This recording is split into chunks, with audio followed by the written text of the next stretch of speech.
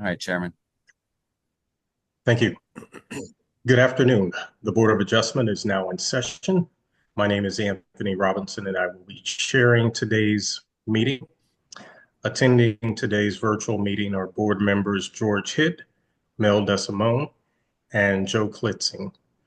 Also in attendance for the city is Mary Hart Burton, zoning administrator for the city, Evan Winkler, community development planner 3 for the city, and who will be representing the city in cases we are hearing today. Andrea Gutierrez, lead zoning specialist. Excuse me. Our attorney for the board is Archer Ballin, and our court reporter is Laura Stewart. Today we will be hearing 4 cases. First, we will hear from the city's representative, who will explain why the permit could not be issued. Next, we will hear from the applicant and/or their representative of the project. Then we will hear from those in favor of the appeal, and then from those opposed. Please be concise, as testimony will be limited to 3 minutes per person. When you come online via video or telephone, please wait to be sworn in by the court reporter, and please state your name and mailing address. To ensure proper records for our court reporter, we ask those online or on the telephone to please remain on mute. Following testimony on all of today's cases, the board will go into its deliberative portion of the hearing, at which time we will vote on all the cases heard. The board will notify each applicant and our representative of its decision by mail in about 2 weeks. You're welcome to remain during our deliberations. However, we will not hear additional testimony at that time. You may also call the lead zoning specialist, Drea, tomorrow at 314-622-3666 to learn the outcome of your appeal. Again, that number is 314-622-3666. Drea, can you please read appeal number 20579? Appeal number 20579. The address is 5601 Colorado Avenue, floors 1 through 2.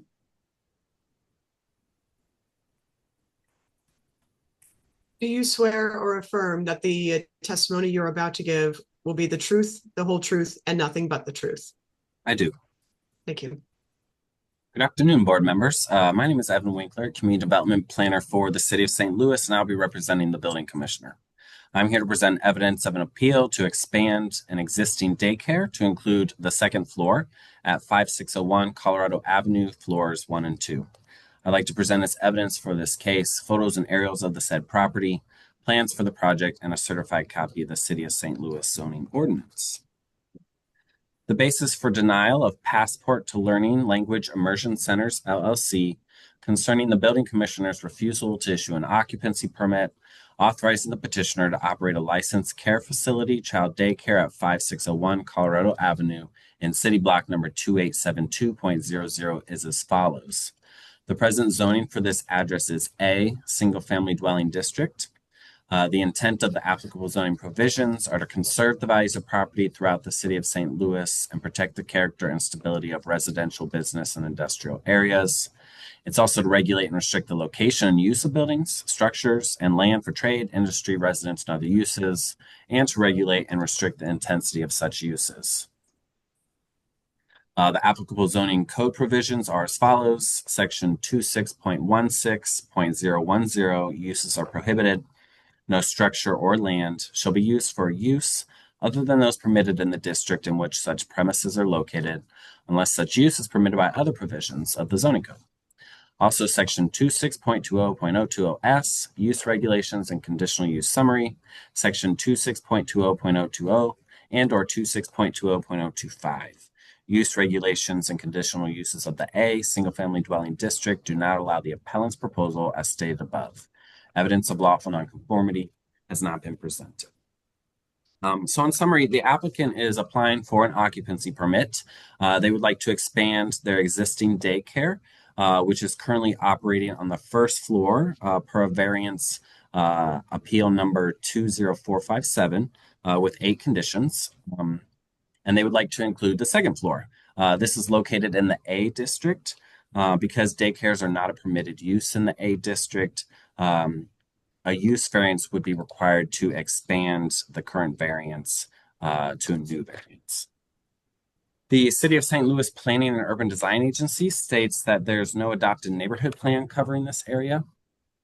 The 2005 Strategic Land Use Plan calls this a neighborhood preservation area, and this would be in keeping with the neighborhood preservation area's intent to promote corner commercial uses, physically integrated with and primarily serving immediate neighborhoods. The 2025 Strategic Land Use Plan calls this a medium intensity neighborhood, and the granting of a variance would be in keeping with this designation's intent to support some commercial uses at the end of blocks, including neighborhoods serving assets like a daycare. Therefore, planning staff finds the request of appeal number 20579 is in keeping with the city's comprehensive plan. Are there any questions from the board members?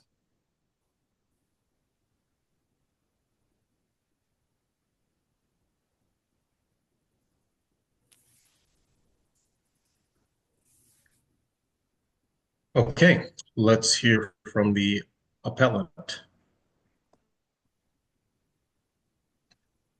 Hi there, I'm Laura. Hi, Ms. Diago. Hi, nice to see you guys. I'm the owner Good. Let's, and director of Ms. Passport to Diago, Learning. we're gonna get you sworn in first. Oh, sure.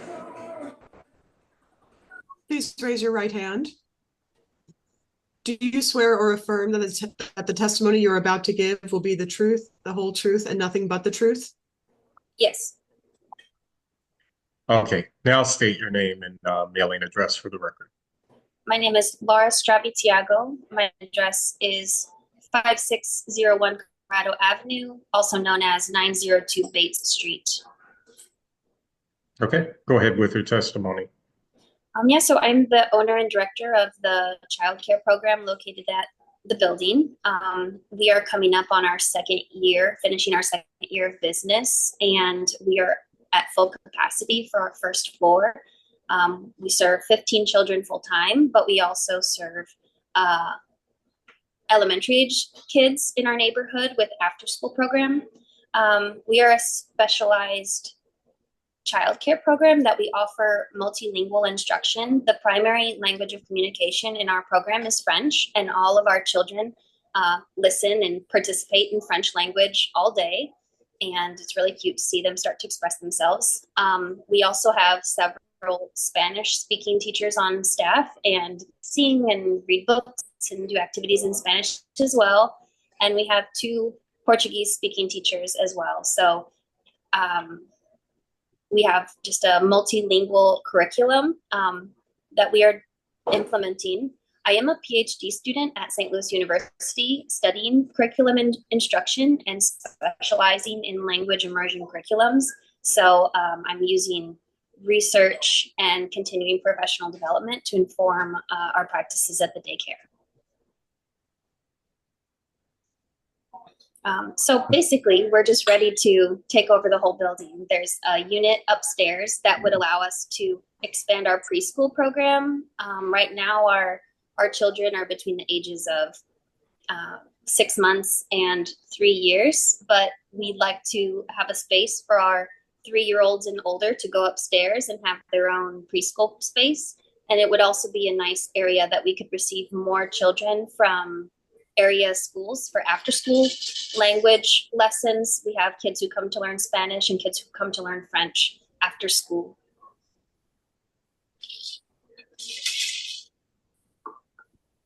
Okay. Any board members have any questions? Are you going to be increasing your count of children? Yeah, so currently we have room for capacity for 15 on the first floor, and we believe we could get 16 on the second floor. So probably around 32 to 34 would be the max ever possible. 32 is likely. Have you gone through the state yet and got all the certifications you need for that expansion? It's in progress. Yes, it's all in progress. Okay, thank you. Mm-hmm. Do we have standard conditions or existing conditions? Yeah, would you like me to read the existing ones? Yeah, let's confirm Okay. all of them. And Laura, if you find something here that you want to talk about, bring it up.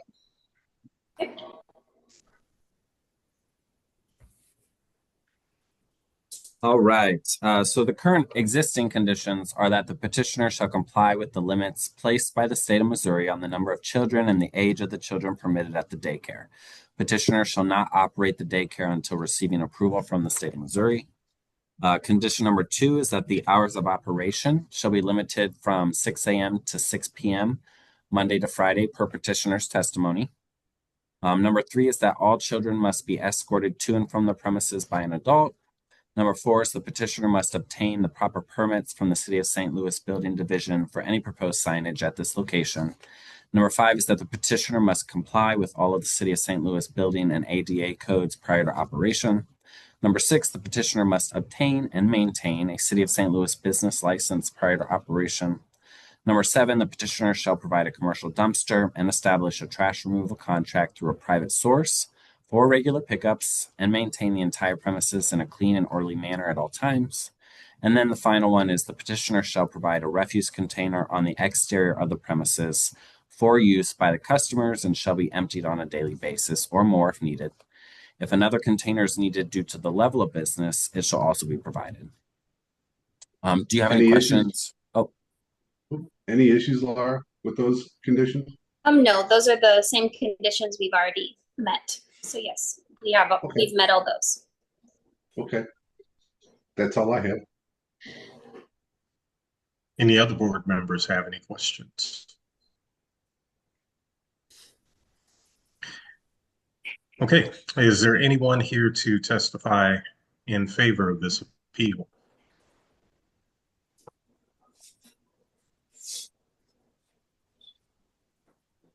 I know a good number of my families sent their letters of support. And we have those. Is there anyone here to testify in opposition to this?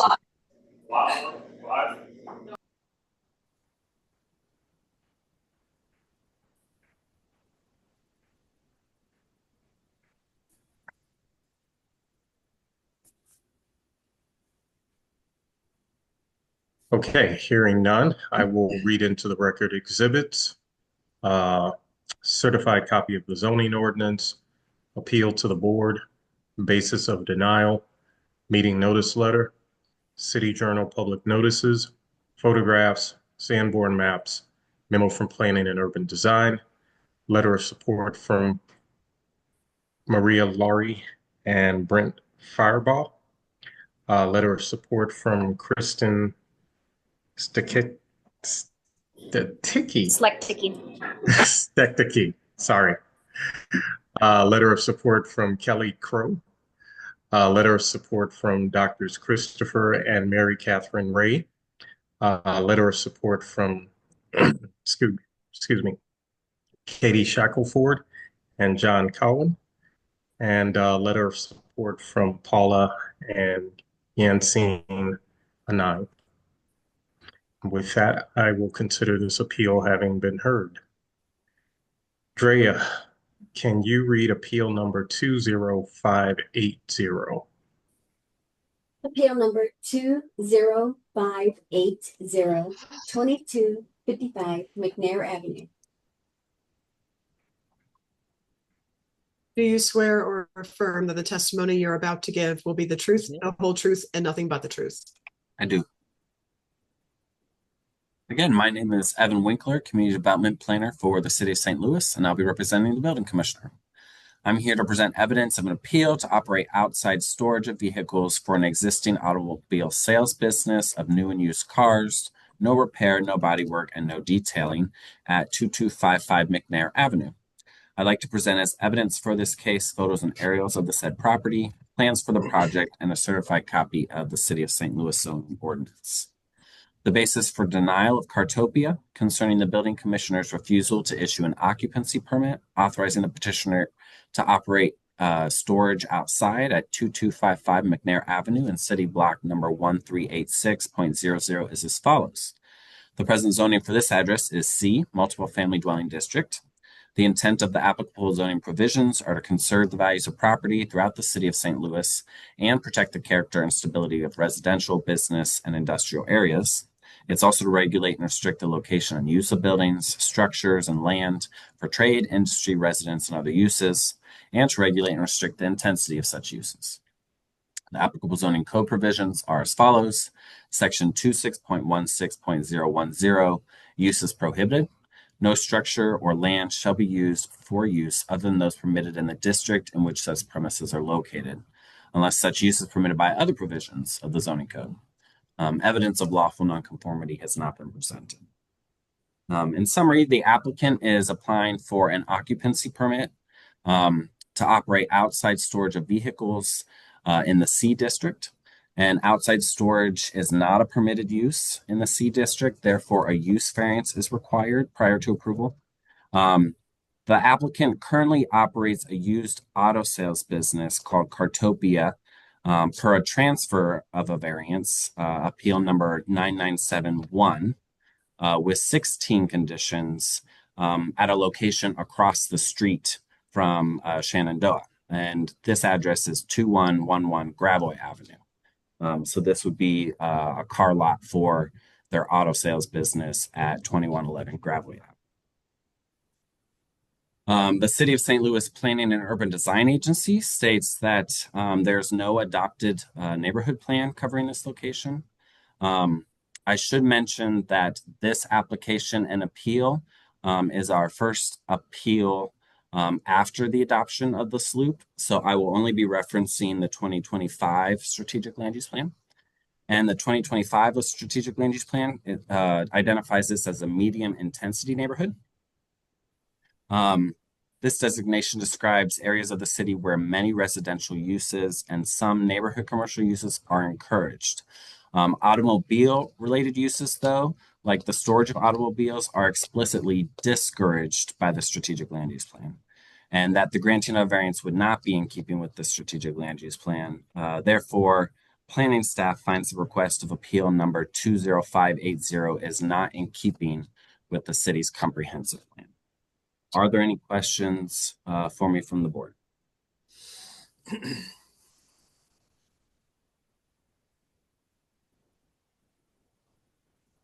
Okay, let's hear from the appellant.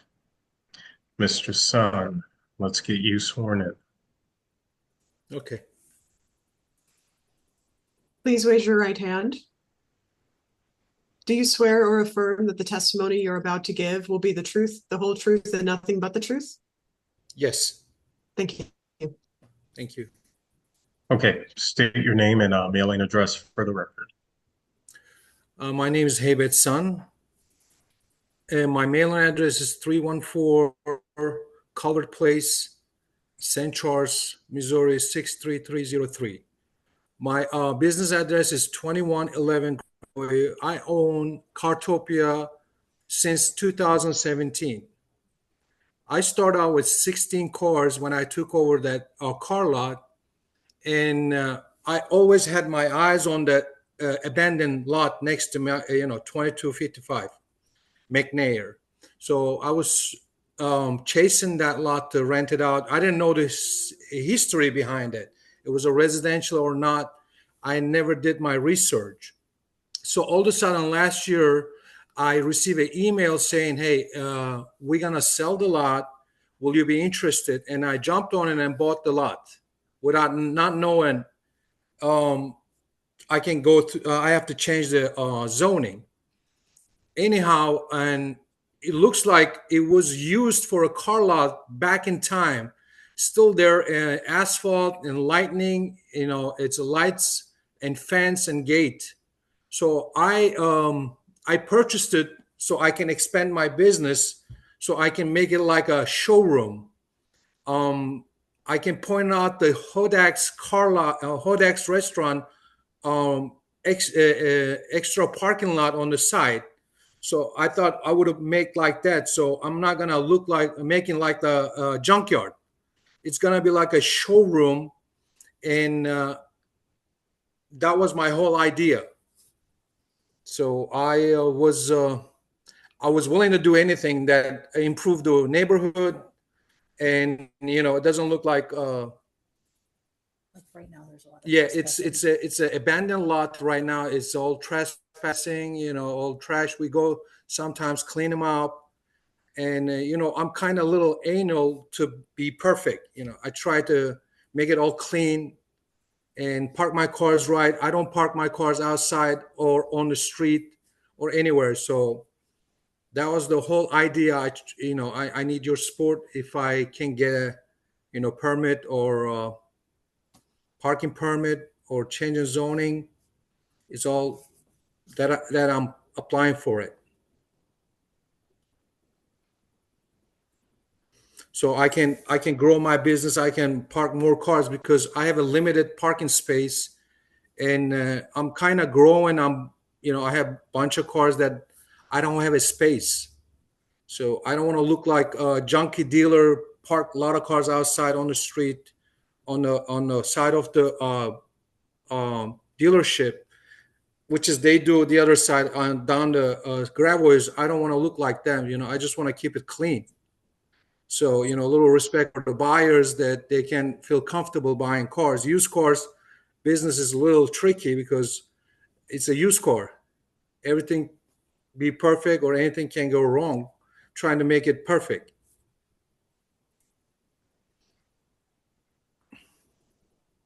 Well, that's all I have to say.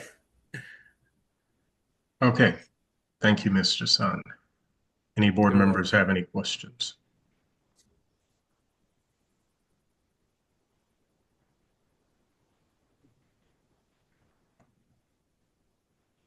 Would the new parking lot have the same hours as your business is now? Yes. Do we have conditions on this, Evan? Yeah, I can read if you'd like On the the original conditions of 2111 Gravois. Okay, do Um, that for me. Condition number 1 is that the entire parking vehicle display area on the exterior of the premises shall be paved and striped. Parking area shall be striped so as to substantially conform to the width and depth layout standards for parking spaces as provided for in section 26.16.080D of the zoning code. And parking spaces shall be arranged in a manner so as to provide easy access to all vehicles on the lot. Parking lot space layout shall be submitted to and approved by the zoning administrator before beginning striping. All parking spaces established on the Shenandoah and Gravois property lines shall be provided with wheel stops or bollards so as to prohibit vehicles on the lot from encroaching into the public sidewalk. These improvements shall not be installed until approvals and permits are received from all appropriate city agencies. Appellant shall have 45 calendar days from the date of the mailing of this decision to comply with the provisions of this condition number 1. Condition number 2 is that vehicles owned by the appellant are prohibited from being parked or stored on the public streets, alleys, or sidewalks adjacent to this location. Condition number 3 is that no access, egress of vehicles shall be permitted across sidewalks or curbs. Number 4 is the stringing of lights, flags, or streamers on the premises is prohibited. Number 5, any parking area lighting to be installed shall be installed on metal or masonry poles with underground wiring and adjusted so that no more than 0.5 foot candles measured at grade falls on any abutting residential use. Number 6, there shall be no exterior signage installed on the premises until separate approvals and permits are received from all appropriate city agencies. This shall include mobile commander boards and balloons on tethers. Number 7 is that the exterior amplified intercom systems or phone ringing systems are prohibited. Number 8, the existing building on the premises shall be completely repaired and restored pursuant to all applicable zoning and building codes. These improvements shall not be installed until approvals and permits are received from all appropriate city agencies. Number 9 is there shall be no storage of derelict or salvage vehicles permitted on the subject premises or on the public streets, alleys, or sidewalks adjacent to this location. All vehicles shall be in operable condition. Number 10, there shall be no body repair, spray painting, or vehicle detailing permitted on the subject premises or on public streets, alleys, or sidewalks adjacent to this location. Number 11, there shall be no open storage of auto, mechanical, or body parts, batteries, tires, motor oil, or other automotive fluids or refuse of any nature on the subject premises or the public streets, alleys, or sidewalks adjacent to this location. Number 12, there shall be no salvage of parts from vehicles on subject premises. Number 13, the subject premises shall be landscaped in accordance with the minimum exterior review standards, whereas plans must be submitted to and approved by the zoning office. Number 14, hours of operation will be limited to 10 a.m. to 7 p.m. Monday through Friday, and then 10 a.m. to 5 p.m. on Saturdays and closed on Sundays. Number 15, the appellant shall provide and maintain on-site one accessible parking space and one parking space dedicated exclusively for use by customers. Number 16, the appellant has 3 years from the date of the occupancy permit being issued to install a wrought iron fence around the perimeter of the business. Any questions about your conditions at the Gravois location? No. You have any No. questions? No, board members. Okay, any other board members have any questions?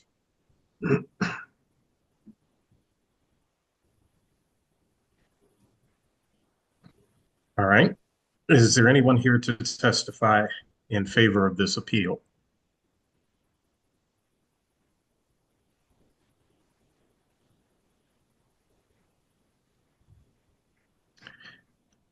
Okay, is there anyone here to testify in opposition to this appeal?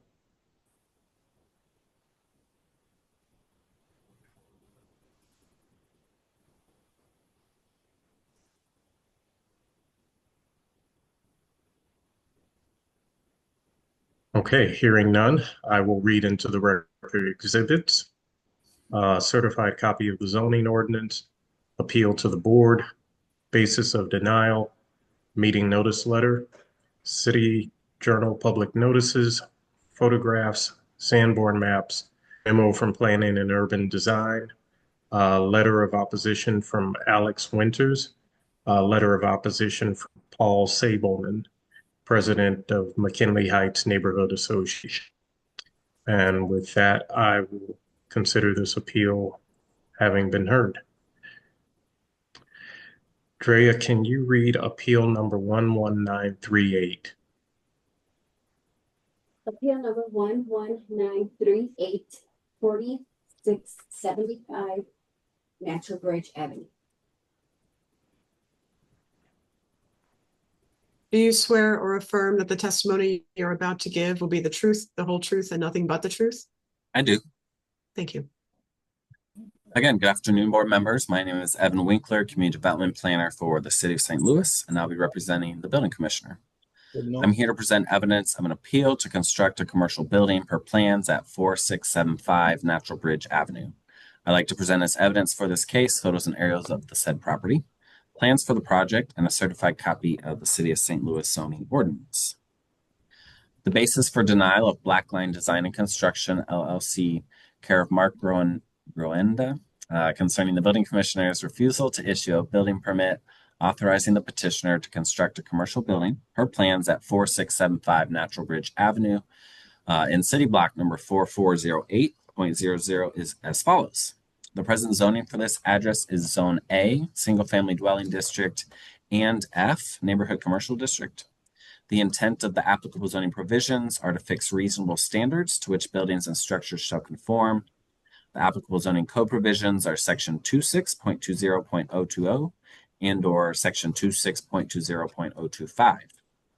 The use regulations and conditional uses of the A single family dwelling district do not allow the petitioner's proposal as stated above. And then also section 26.20.060 front yard, when 25% of any frontage within the district is improved with dwellings, and a majority of such improved frontage has an observed front yard line with a variation in depth of not more than 6 feet, no building hereafter constructed shall project beyond the average front yard line so established, except that in no event shall the front yard line be greater than 50 feet. In all other cases, there shall be a front yard line of not less than 25 feet. Through lots shall have a front yard on each street in accordance with this section, And on corner lots, the frontage shall be on that side of the street on which the interior lots have been platted. No accessory buildings shall project beyond such front yard line. Evidence of lawful nonconformity has not been presented. So in summary, the applicant is applying for a building permit to construct a commercial building, which will be a daycare center on a parcel that is duly zoned. When a parcel has dual zoning, the more restrictive classification applies, which in this case is the A district. And daycares are not a permitted use in the A district. Therefore, a use variance is required prior to approval. And then also in the A district, the front yard setback is established by the average frontage. In this case, it's a corner lot, so there is frontage along Natural Bridge, but then also frontage along Marcus Avenue. And along Marcus Avenue, the building will be set back 91.75 feet, which is well beyond what the code allows, which at its largest would be 50 feet. Therefore, an area variance is required for front yard setback along Marcus. The City of St. Louis Planning and Urban Design Agency says that there's no adopted neighborhood plan covering this location.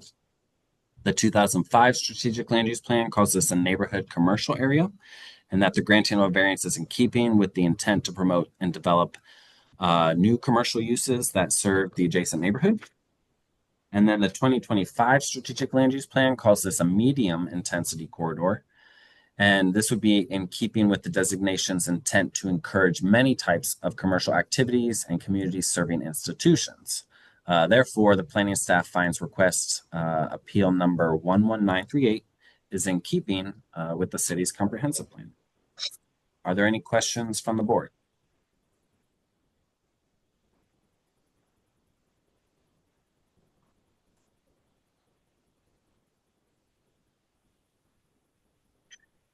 Okay, let's hear from the appellant. Mr. Gronda, let's get you sworn in. Please raise your right hand. Do you swear or affirm that the testimony you're about to give will be the truth, the whole truth, and nothing but the truth? Yes. Thank you. Okay, can you state your name and mailing address for the record?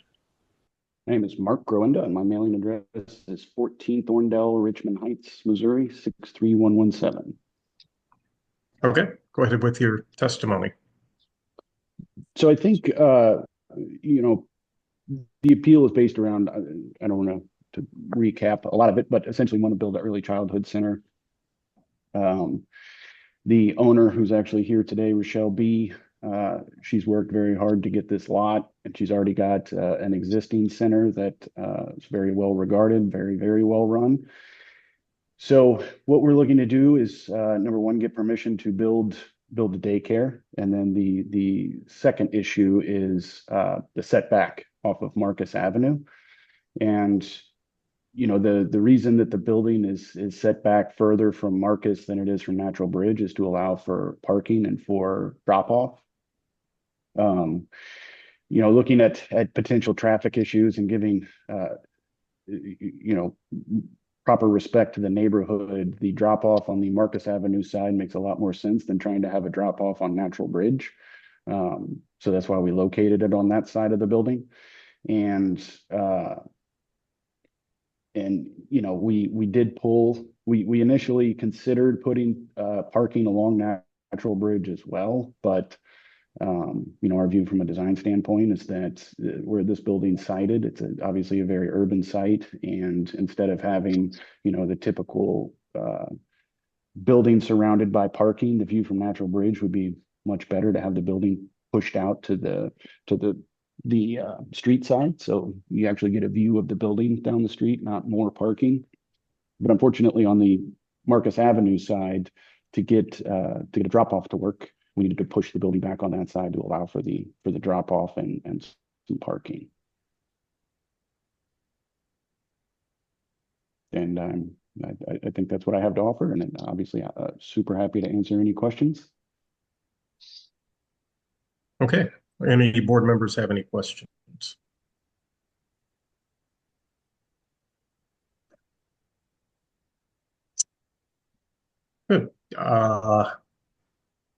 Is there anyone here to testify in favor of this appeal? Are you all able to hear me? Yes. Let's get Hi, hi, how are you doing? I'm great. So I'm Rochelle. I'm ready to be sworn in. Okay. Please raise your right hand. Do you swear or affirm that the testimony you're about to give will be the truth, the whole truth, and nothing but the truth? Yes, ma'am. Thank you. Well, considering all the Oh. storms that have happened, I'm sorry, go ahead.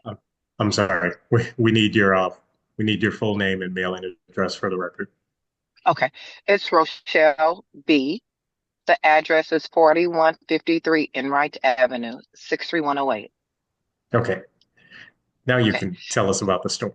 Okay. Well, originally I was just eager to speak about this new college preparatory academy that everybody keeps referring to as a daycare. I like to think of us as a much important institution than that. We currently rent from the city of St. Louis, the comptroller's office at the current location that we operate in Walnut Park. As Mark has stated, we do great work there. However, we are busting out at the seams in that facility due to the great work that we do, but all the partnerships that we have, including Urban League, and 2 charter schools, the Opportunity Trust, and a host of other vendors that support the work that we do. And since the recent storms, I was just going to say, the city of St. Louis is starting to do reconstruction. I think this will be the great first project to help restructure their corridor, and we're just looking forward to being in that area. We've already invested a large amount of funds to get the pre-planning work done, and in addition to the parking. Natural Bridge has not always been a safe space to park or just ride down. So that had a lot of decision making and us rerouting how we would park to make sure that we kept the cars and the children getting in and out of the cars safe. So I hope you all take that into consideration also.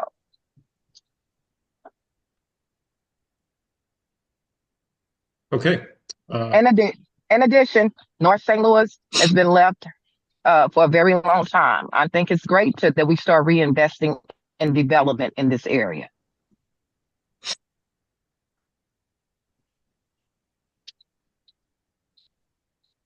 All right.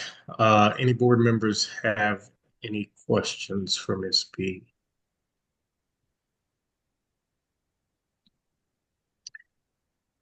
Thank you. Is there anyone else here to testify in favor of this appeal?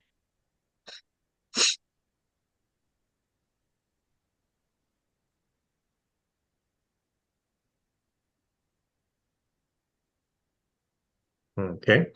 Is there anyone here to testify in opposition to this appeal?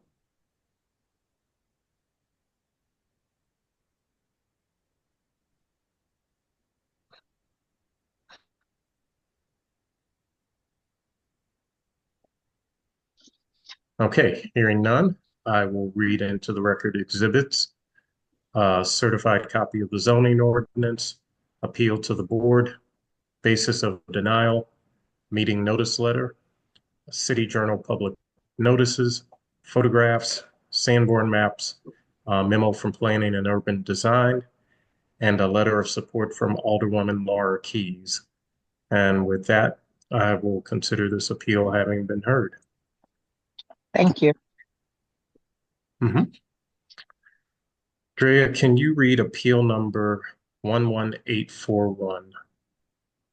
Appeal number 11841, 5701 Leona Street. Do you swear or affirm that the testimony you're about to give will be the truth, the whole truth, and nothing but the truth?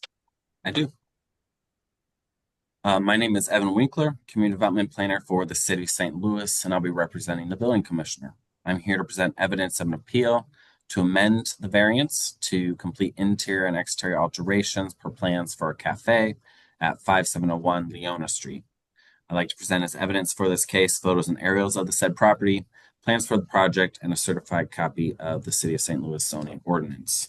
First, I'll be reading appeal number 11841. with the conditions, and then I'll be reading the appeal form to amend the condition.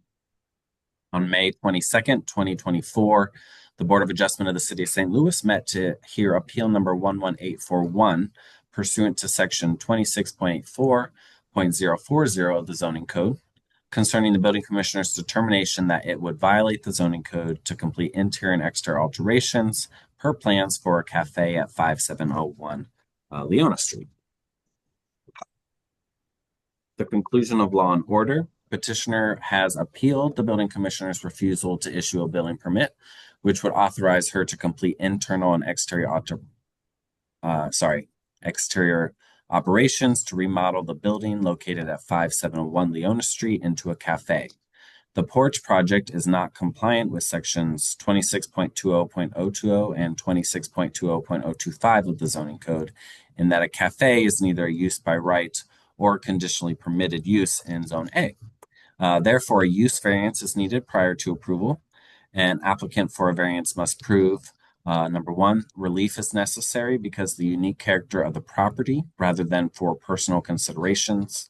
And number two, applying the strict letter of the ordinance would result in unnecessary hardship. And number three, imposition of such a hardship is not necessary for the prevention of the plan. And number four, the granting of the variance will result in substantial justice for all. Based on the testimony of the petitioner, her attorney, and Alderwoman Schweitzer, as well as the corroborating evidence of the community support, the board finds that the petitioner has presented credible evidence that the carrying out of the strict letter of the zoning code would result in an undue hardship or practical difficulty, and that the granting of a use variance to complete interior and exterior alterations per plans for a cafe at 5701 Leona Street, as conditioned, will not be detriment to the neighborhood. The board therefore grants a use variance to complete interior and exterior alterations per plans for a cafe at 5701 Leona Street. The board also concludes that the granting of the variance is in accordance with the spirit of the code, that it secures the public safety and welfare of the community, and that it will result in substantial justice for all. The board also orders the following conditions shall be attached to the variance. Number one is that the hours of operation for carry-out delivery service shall be from 8 a.m. to 9 p.m. 7 days a week. Number two, there shall be no liquor, alcohol, or non-intoxicating beer on the premises at any given time.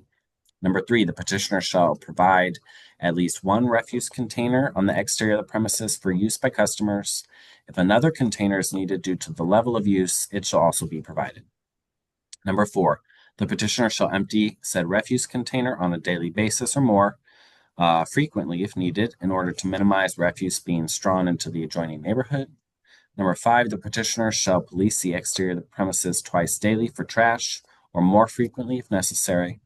Number six, the petitioner must apply for and receive a permit from the City of St. Louis Building Division before posting signage, and the signage must be professionally prepared and approved by Office of the Zoning Administrator.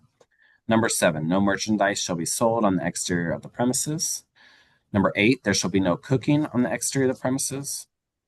Number nine, the petitioner shall provide a commercial dumpster and establish a trash removal contract through a private source for regular pickups and maintain the entire premises in a clean and orderly appearance at all times.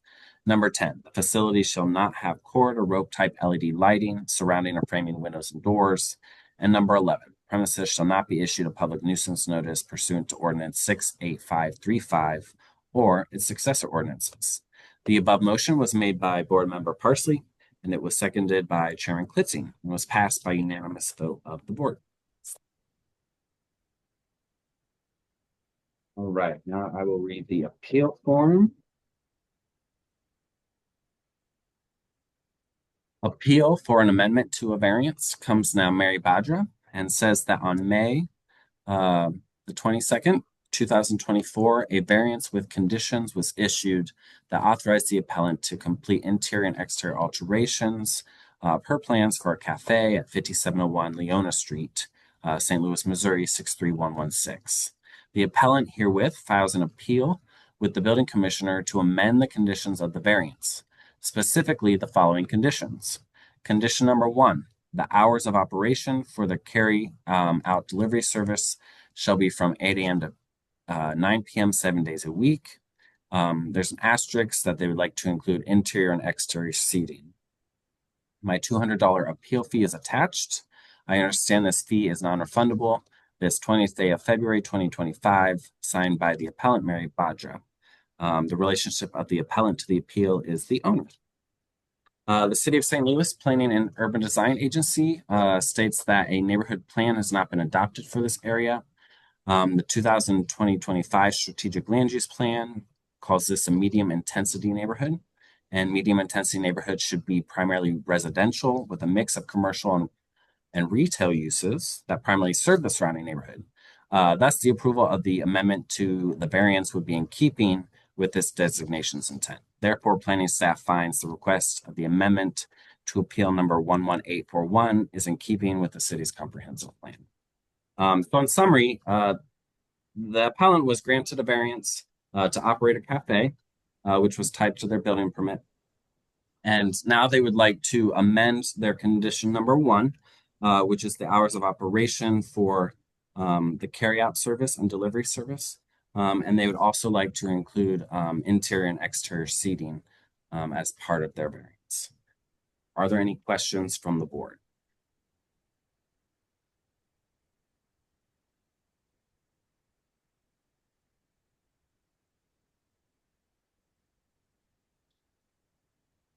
Okay, let's hear from the appellant. Ms. Badra, Hi. Please let's raise get your you right. signed in. Oh, sorry. Please raise your right hand. Do you swear or affirm that the testimony you're about to give will be the truth, the whole truth, and nothing but the truth? Yes. Thank you. Okay, state your name and mailing address for the record. Yeah, my name is Mary Badra. Mailing address is 4054 Concordia Avenue, St. Louis, Missouri 63116. Okay, go ahead with your testimony. Yes, we looking to increase our business, and we looking to put tables outside the business to and anyone like to eat and sit a little bit while they walking, they sit a little bit for rest and get some food, drink, something like this. That's why we applied for to get this license. Yeah. Okay. Any board members have any questions?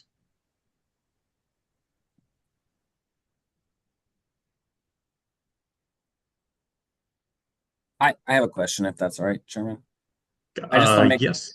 All right. I just want to make sure I understand. And maybe there was a miscommunication, but do you also want to change the hours of operation, which currently are from 8 a.m. to 9 p.m., 7 days a week?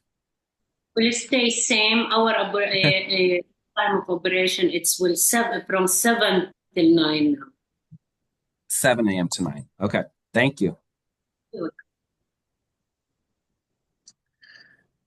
Okay, any other questions?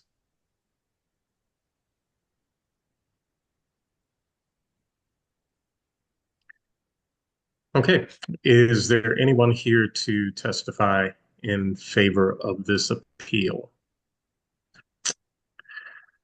Alderwoman, let's get you sworn in. Do you swear or affirm that the testimony you're about to give will be the truth, the whole truth, and nothing but the truth? I do. Thank you. Thank you. I'm Alderwoman Ann Schweitzer. I live at 4063 Haven Street. Leona Market has only been in our community for a short time, but in that time, it's already become one of the community's favorite locations to stop by to grab snacks and pastries. And they recently added a deli counter so they can sell sandwiches. I actually had one while we were waiting for this meeting to start, and I can say that it was incredible. And I think that it's going to be even better if they're able to have seating at the business, and it will be added to the nearby restaurant Stellar Hog, which is a big favorite in the community and just something that will help our neighborhood be even more stable and a place for people in the community to gather and enjoy living in the city. So I'm in full support of this, and I know many of my neighbors wrote letters of support as well. And people are just really wanting to support Mary and this business however we can. So appreciate your favorable consideration today. And I really appreciate everything Evan said as well. So thank you all for being here and for hearing me. Thank you, Alderwoman. Any board members have any questions?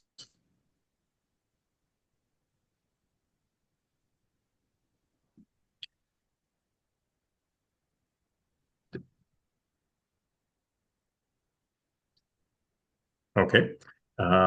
Is there anyone else here to testify in favor of this appeal?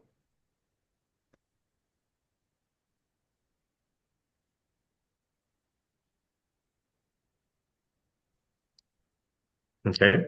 Is there anyone here to testify in opposition of this appeal?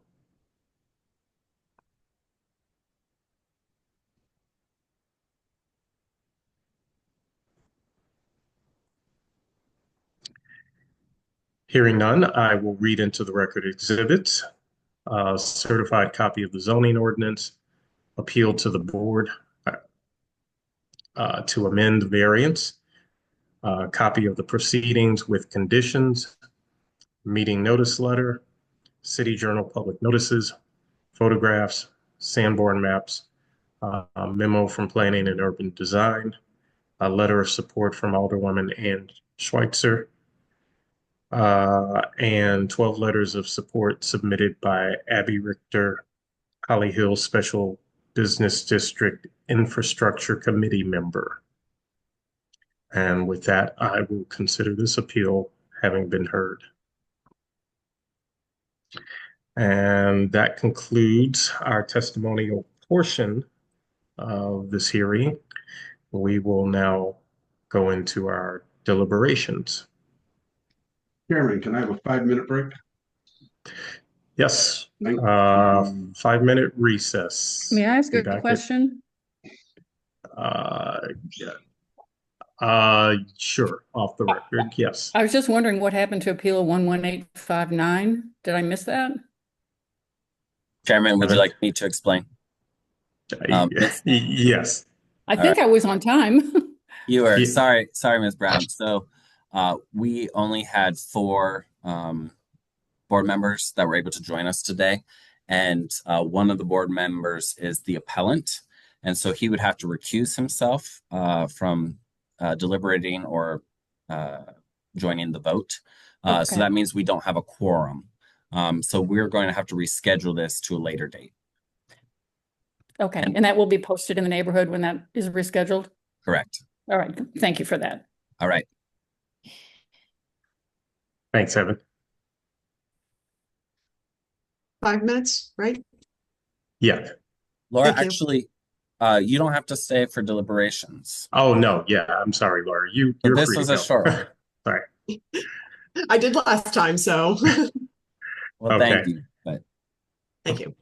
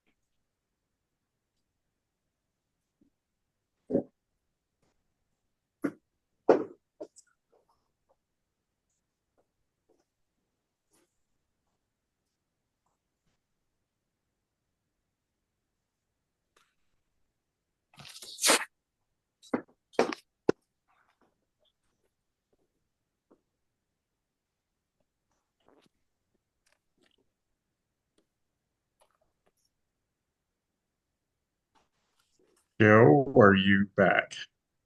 Yes. Okay. Let's proceed. Mr. Chairman, sorry if I may.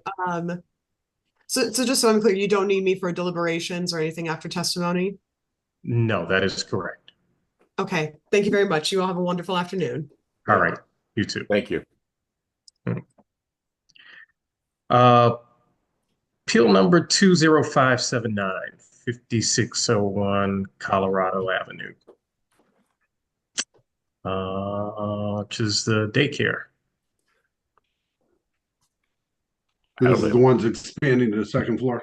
Yes. Yes, correct. And the existing conditions did say something about the state having requirements they can't exceed, that sort of thing. Hmm. And they weren't changing their hours or anything like that. No. No. I'm making a motion to approve. I'll second. George got you. George got you. Okay, okay. Yeah. Okay. So who seconded? I did. Okay. All right. Moved by Joe, seconded by George. Before you vote, did All you those- want the same conditions? Sorry if I missed it. I'm Yes. sorry. With Yes, continue on the same conditions. Thanks. There was nothing she wanted to change, and I don't see anything that we want to change, so there. all right. Moved by Joe, seconded by George. All of those in favor? Aye. Aye. Aye. All of those opposed? Motion carries. Findings, Joe? Be an asset. Whoa. One of the times we hear that, Look at from that. Joe. I just did that to put a smile on Mary's face. Thank you. I needed it. I could tell.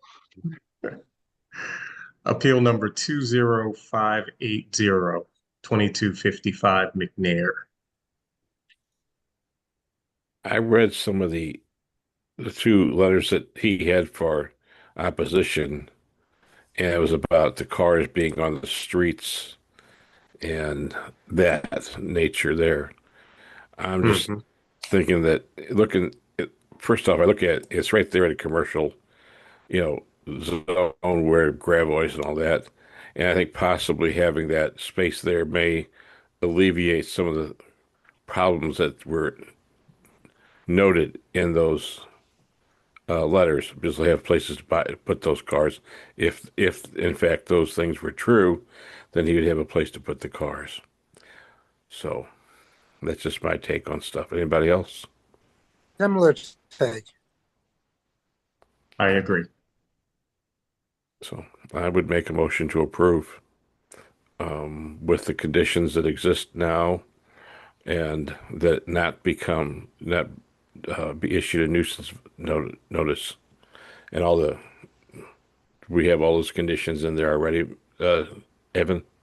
Right. Well, I just want to clarify. So there are no, the conditions I read were for a different location.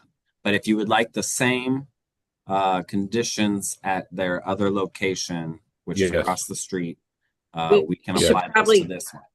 We should probably go through those conditions to make sure that there's not anything site specific. But I also want to say to the board, this is the first time that you're considering something under the new strategic land use plan.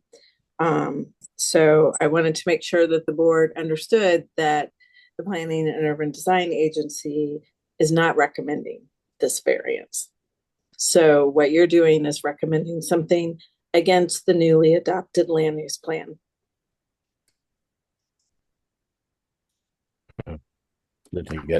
Thank you. I didn't have that in consideration. Thank you, Mayor. You're welcome. I understood that, Mel, but yes. Evan, can you read? Yes. Number one, the entire parking vehicle display area on the exterior of the premises shall be paved and striped. Parking areas shall be striped so as to substantially conform to the width and depth layout standards for parking spaces as provided for in section 26.16.080D of the zoning code and the parking spaces shall be arranged in a manner so as to provide easy access to all vehicles on the lot. The parking lot space layout shall be submitted to and approved by the zoning administrator before beginning striping.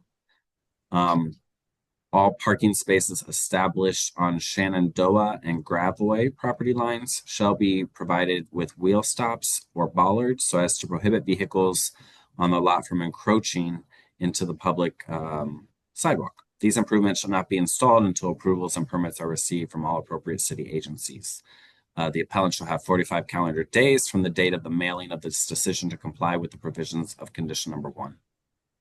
Number 2 is that the vehicles owned by the appellant are prohibited from being parked or sold on the public streets, alleys, or sidewalks adjacent to this location.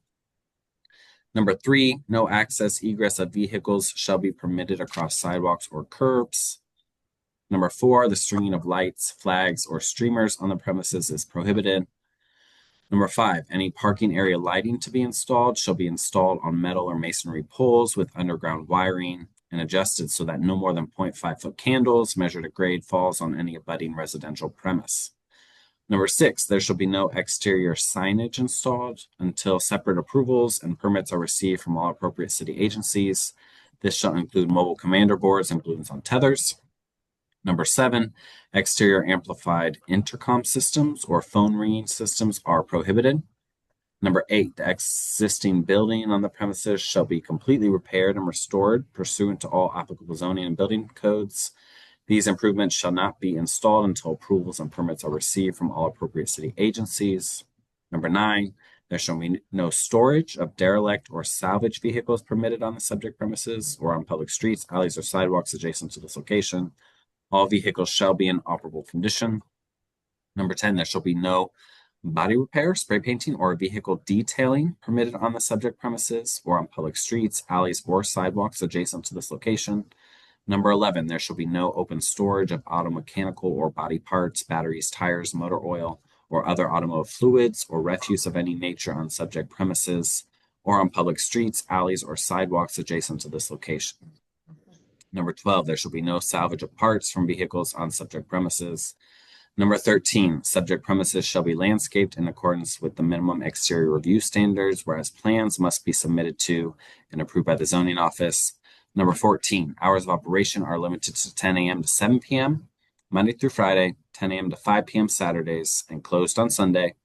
Number 15, the appellant shall provide and maintain on-site 1 accessible parking space and 1 parking space dedicated exclusively for use by customers. And then number 16, the appellant has 3 years from the date of the occupancy permit being issued to install a wrought iron fence around the perimeter of the business. You had one condition in there that was specific to some parking up against some streets. I don't believe that would apply to this if he's doing this site-proof fence all the way around the lot, like the rendering shows. Yes, the condition number 1 talked about putting bollards or wheel stops along Shenandoah and Gravois. So if you would like to have the wrought iron fence, correct. Typically, we don't also require the wheel stops and bollards. Does the board still intend to give him 3 years? No, I was actually going to suggest a year, 6 months, but something other than 3 years. That was the only thing that stood out to me outside of what Joe just mentioned. Anthony, based upon the project being basically a parking lot and a fence, I don't want to give him a year or 6 months to build the fence. He's got to put it up that you actually have the project be compatible or whatever you want to call it. Sure. We can put that in there, however. I think it has to be up before you can get occupancy, to tell you the truth. Okay. Sounds good to me.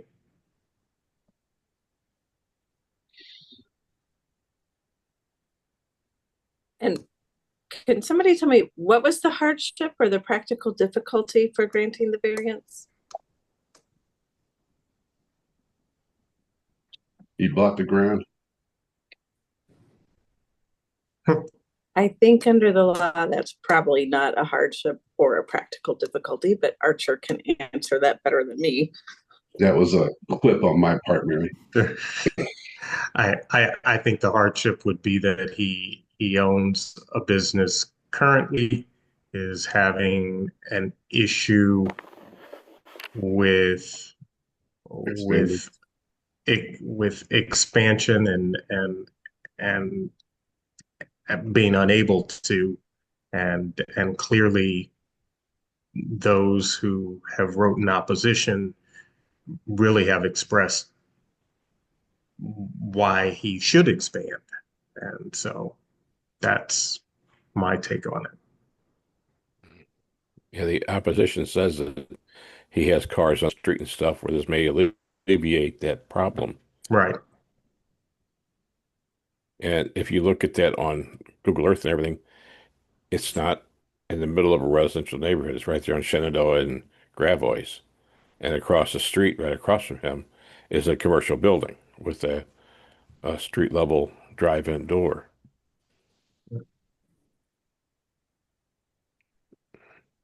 I mean, I'm sympathetic to I'm them, still but waiting to hear something that I think would sound like a hardship, but okay, if that's the best you've got.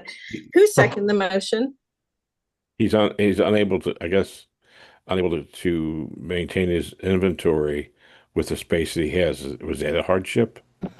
So the hardships that we're looking for are related to the land that they're looking for the variance from. So it's not that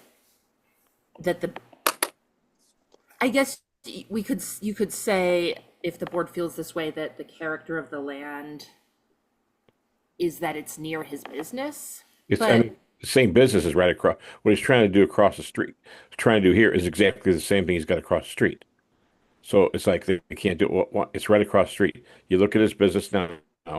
If I'm taking it right, he's got a car lot with a wrought iron fence and looks like pillars, and then you're going right across the street.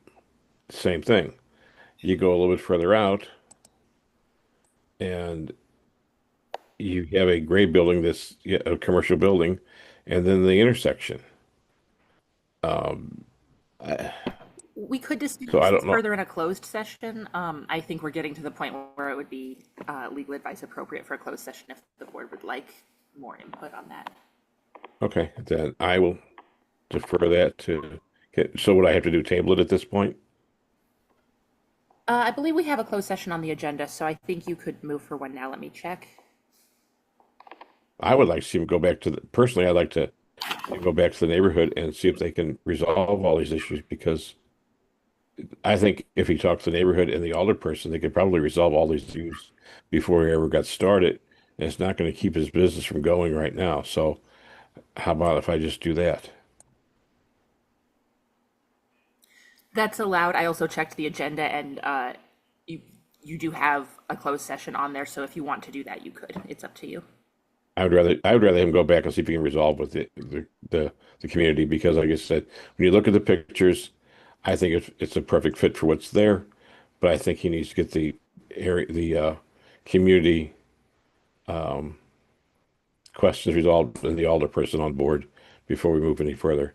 So I'll make a motion to table for up to 90 days. Mr. Decimone, right now you already have a motion on the I'll floor. withdraw. So you need to okay, thank I'll you. withdraw that. It was never seconded, so I didn't think it went anywhere. I'll withdraw it if there was one and just remake the motion that table this for up to 90 days while he meets with the alderperson in the community, see if they can resolve all the issues that they seem to have right now. Because I think it's in a commercial area. I don't see a problem with this lot being expanded. But looking at the things I see on the lot here, he has a lot that's striped, fenced, clean. So see if we get it resolved. That's my motion. Table up for up to 90 days while he meets with alderperson and the community organization. I'll second you. All right. Moved by Mel, seconded by George. All those in favor? Aye. Aye. Opposed? Motion carries. Okay. Appeal number 11938, 4675 Natural Bridge.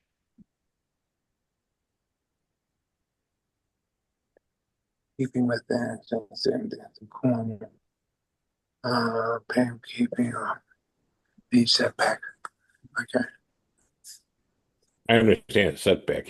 I like the idea that they set it back for that reason. Make it safer.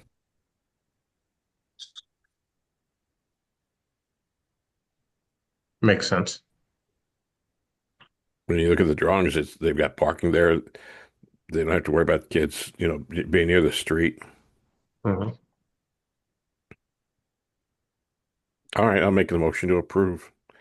I need some help with any things we need to add to it. Anybody? This was for a daycare, correct? Yes. Yeah. Evan, I think we have some standard conditions for daycares. If you'd like Right. to hear Mr. Deciman. I'll read them. I do want to also remind the board, she mentioned that this is more than a daycare, so I don't exactly know what that means, but it may mean that some of these conditions don't really apply. But number 1 says there shall be no more than X number of children on the premises at any given time. Number 2, the hours of operation shall be limited to the petitioner's testimony. Number 3, all children must be escorted to and from the premises by an adult. Number 4, the petitioner must obtain the proper permits from the City of St. Louis Building Division for any proposed signage at this location. Number 5, the petitioner must comply with all City of St. Louis building and ADA codes prior to operation. Number 6, petitioner shall obtain and maintain a state of Missouri daycare license prior to operation. Number 7, petitioner must obtain and maintain the City of St. Louis business license prior to operation. Number 8, the petitioner shall provide a commercial dumpster and establish a trash removal contract through a private source for regular pickups and maintain the entire premises in a clean and orderly appearance at all times. And number 9, the petitioner shall provide a refuse container on the exterior of the premises for use by the customer and shall be emptied on a daily basis or more if needed. If another container is needed due to the level of business, it shall also be provided. The standard nuisance one is not in this list, but it might be one you want to consider. I would consider putting that in there.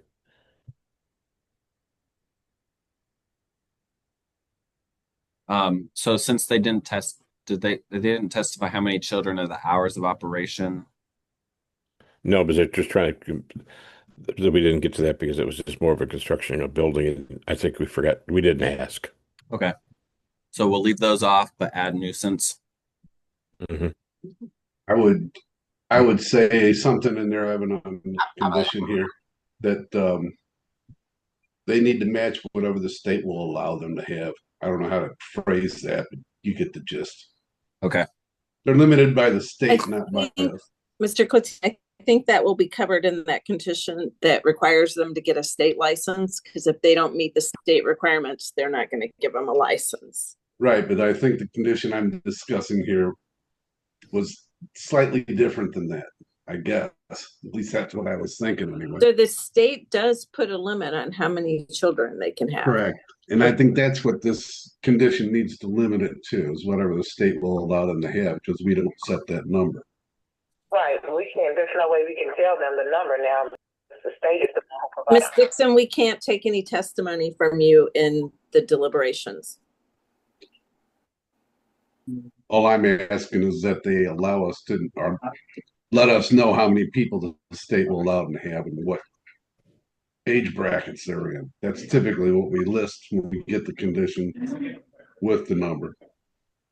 But I think that's the limitation that I'd say we need to put on it, is whatever. Okay, so state you will want a separate condition that speaks to the number of children not to exceed what the state allows? Is that what you're looking for? Yes, ma'am. Okay.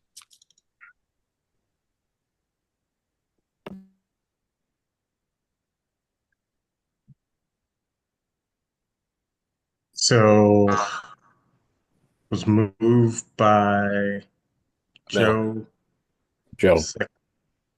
I'll second No, it. I didn't move. I just, Oh, I you- had a I have condition that I Mr. wanted to Decimo modify. making the motion. Do I have I'm that? sorry. I made the motion and Right. And then Joe had comments. yeah, and that I go along with that. Okay. So who seconded or did no one yet? No, she seconded it. Joe did? Okay, thank you. Thanks for speaking for me, George. It's all right. All right. Moved by Mel, seconded by Joe. All of those in favor? Aye. Aye. Aye. All of those opposed? Motion carries. Tornado warning. Right. Okay. Findings, Mel. I think it's going to be an asset to the neighborhood as conditioned. Thank you. Cool. And then finally, appeal number 11841, 5701 Leona Street.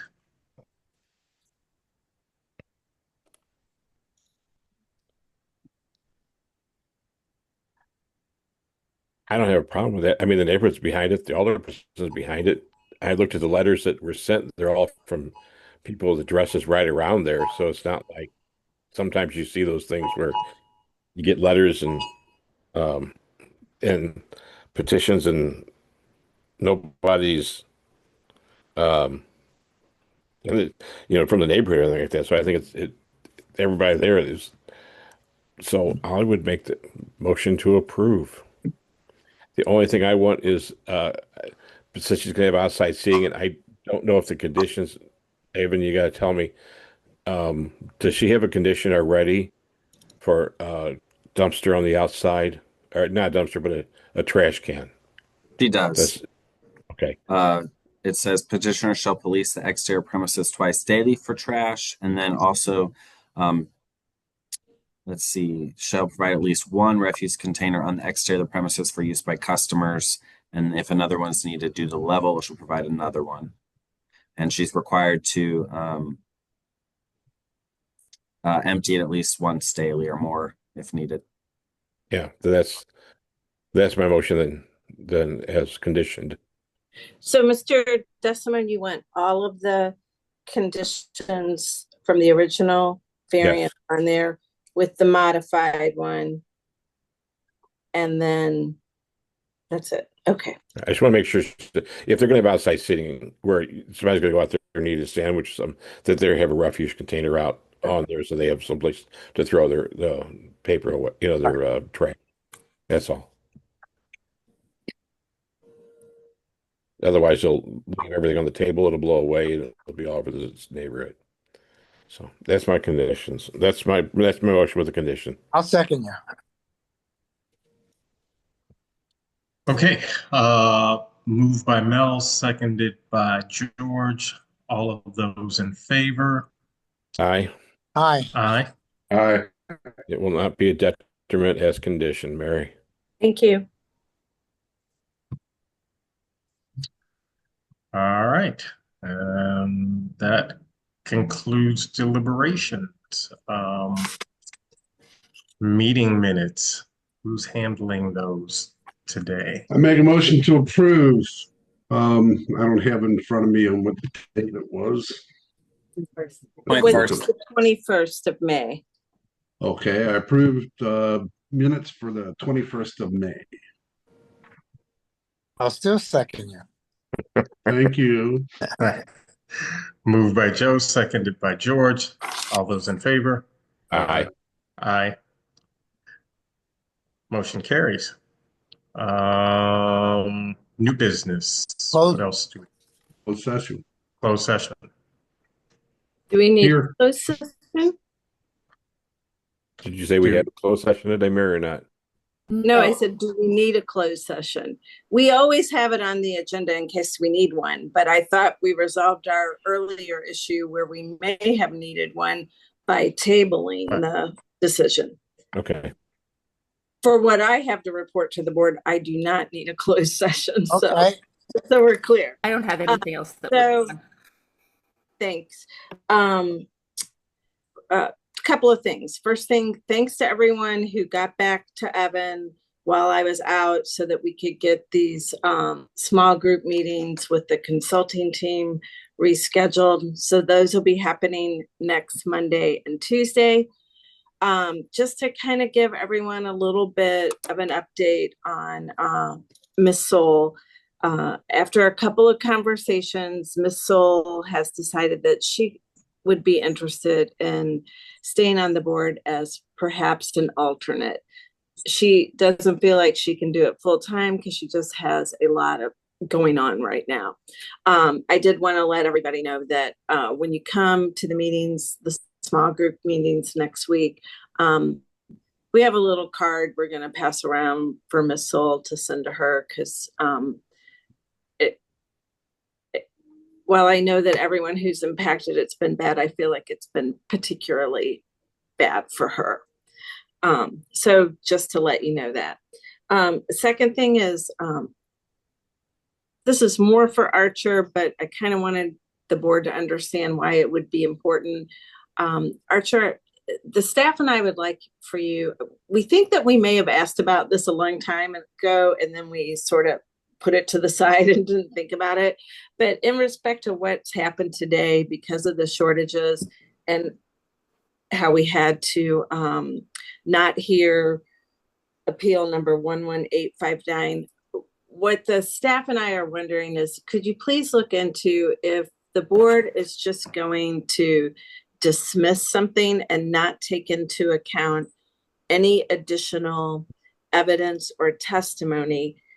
Can that be done only in the deliberations portion, or does that have to actually take up a spot for an appeal? And the reason that matters to us is if that can be done just in deliberations, because all we're going to do is ask the board to dismiss it. We're not going to look at anything new regarding the project. Then we would be able to just put Mr. Klipson's appeal back on the next agenda. But if we can't do it that way, then we would have to like put him on an agenda where we could actually publish and post, and it would take up a spot for a project that may actually move forward as opposed to a project that we're going to ask the board to dismiss. I hope that very long-winded explanation makes sense. But specifically on this project, Mary, at this point, nobody cares. The opposition doesn't care as long as we don't do it. And my client doesn't want to do it because all of their other issues in life. So, however we can dispatch this into the netherworld is perfect with me. Okay, so that answer. So it's essentially going to be withdrawn. I'll look into that and I'll let you know. Okay. Thank you, Archer. We appreciate that. And then as a final thing for the board, I just want you to know that I only have found out late yesterday who the new person in the mayor's office is that will be doing appointments. It appears that during the last administration, they started that process by sending it to the Board of Aldermen, but they never followed through. So we may have to send the names back to the Board of Aldermen for reappointment. But I am working on that, and at least I found someone to work with. So we'll try to get those positions filled and everyone reappointed as quickly as possible. Again. Let us know we can do something, Mary. If you need us to do something or submit some more paperwork or whatever, just let us know, and we're happy to do that for you. Okay, thank you, Mr. Disselman. Do you have any possible candidates for a new position? Well, so the process is a bit different. In the past, we would just get names from people that were interested, and we would present those to the mayor's office, and then they would either say yes or no. But now they have an online portal. So people go to that portal and apply to be on all the different boards across the city. And then we don't know who has applied and who hasn't. We find out whenever the mayor's office notifies us that they are sending names to the Board of Aldermen. So to give you an example of how that goes, on January 31st of 2025, the former mayor sent a notice to the Board of Aldermen that she wished to appoint Mr. Desimone, Mr. Klitzing, and Ms. Parsley, and then someone else named Rosalind Jackson, who I don't know or I have not met. So they would have been 4 new members for the board, except I think those of you that have been on the board for a while know that once this gets introduced at the Board of Aldermen, then you generally go before the HUD's committee to kind of get their approval. That is the part that never happened. I feel like what happened was right after that January 31st meeting, a couple weeks later, the board went on their extended recess because it was an election year, and this just never moved forward. So I called the current mayor's office to find out who was handling the appointments, and they got me in touch with someone, and so I'll move from there. Okay. But if you know anyone that's interested, please encourage them to go to that portal on the city's website and apply.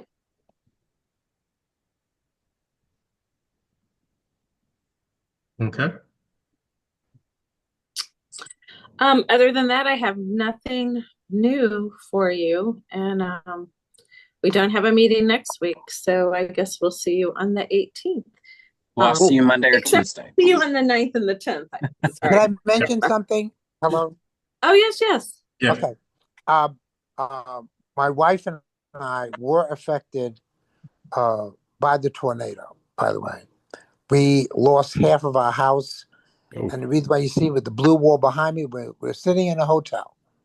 Oh my. George, did you lose the decks? This is on the other house. She's on Persian. Okay. And we happened to be in it at the time. We didn't know anything about it.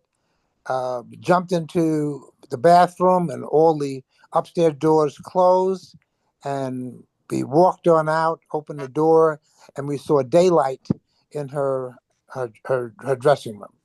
And then opened the next door, daylight in that room. So, and she was on the front page of the New York Times, and that was that. Well, I think it went right over my apartment with me in it. And hell, I didn't even know it was coming. It just got dark outside and it got windy, and that was it. Went into an interior closet and nothing happened. They lost a couple of apartments in the building because some windows blew out. But other than that, my grandson Clara looked like a war zone. There were so many trees in the street and roofs off and all sorts of things. It was disaster. It was nasty. My 8 days without electric. Yeah, my grandson owns a masonry company. They were working up in that corridor. He's got a 1-ton truck, and he was in it. He says it got lifted up off the ground, just slammed back down. The hail totaled his car or his truck.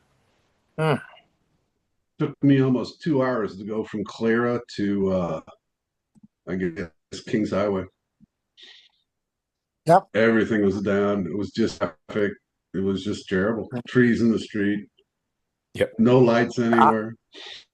Our house was condemned, and I just saw the tornado warning go across my phone, and I said that's a little late. Not again.